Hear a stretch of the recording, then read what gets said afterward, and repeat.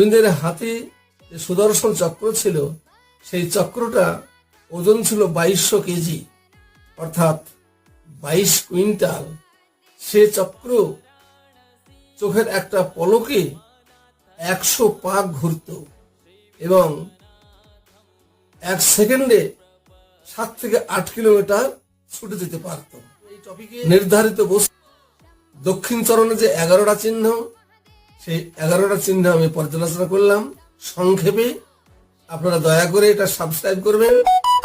আশা করি আপনাদেরকে আরো ভালো ভালো টপিক আমি দেব। আশা করি আপনাদের শুনতে ভালো লাগবে, জানতে ভালো লাগবে। তবে আমি শাস্ত্র বহির্ভূত কথা বলবো না, সমস্ত বিষয় আমি শাস্ত্রের উপরে দাঁড়িয়ে চরণে বলবো।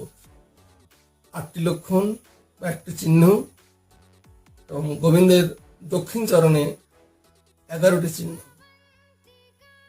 সেই হিসেবে বাম চরণে